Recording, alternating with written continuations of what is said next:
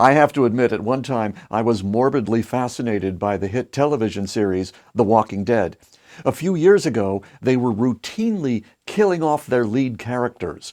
The producers were like ruthless entrepreneurs, cannibalizing the assets of their business to keep us interested.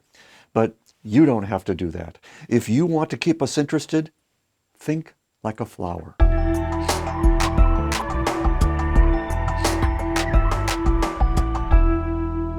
While I was working with a client the other day, he made an observation I would like to share with you about attraction.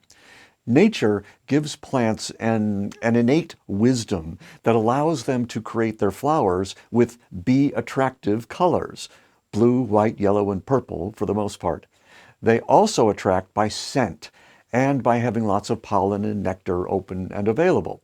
Of course, you're not trying to attract bees. But with much of what you're being trained to do, you'd be hard-pressed to tell the difference. Tickle the lizard brain, they say, and make a fortune.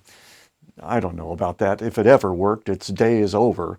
We are so done with being manipulated.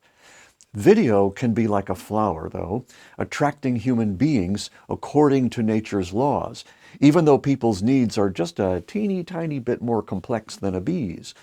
And since I expect you have more intelligence and resources than a plant, the only question is, how will you naturally fulfill the needs of your audience? With color, scent, and nectar?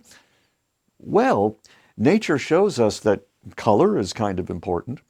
Nourishing content likewise, but come on, scent? We don't have smell-o-vision, at least not yet. But we do have control over the flavor of energy we broadcast.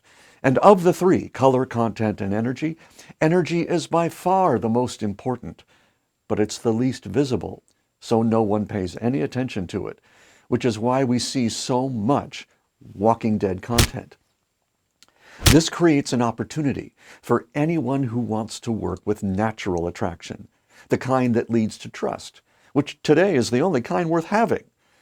When it's just you on camera, the viewer is naturally responding to the flavor of energy you're broadcasting, but she's also responding to her own emotions or energy in motion. And in one of two ways, either she's blending harmoniously with your energy, or she's fighting or running away because your polarities don't match. Now, it's good to be polarizing. That's how energy does its work, unless it's at the same polarity as your viewer. There can never be enough energy to overcome that. And we end up with a Walking Dead message. It doesn't matter how trustworthy you are. No one gets a chance to learn that because that trustworthy energy never makes it past the lens. This is the dismal state of marketing with video today. After all, when was the last time you were changed by something you saw? Walking Dead content doesn't have the energy to bring about change. We've known this for more than 100 years.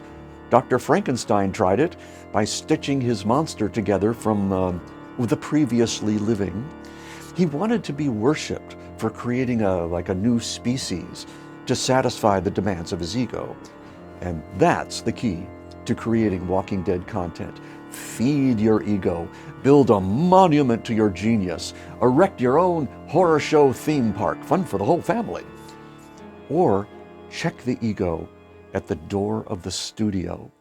When we step into this place, this is a place where flooding one's body with emotion, with the energy that makes you feel alive, makes lasting ripples in the world. Hey, if a flower can do it, so can you. Think about the emotions your viewer will be watching you with, and then simply stand and deliver your nectar, and never stop. No one sees this kind of invisible attraction, but it's the only kind that's real. And why, in the moment on camera, it's the most important thing a visible authority can possibly do.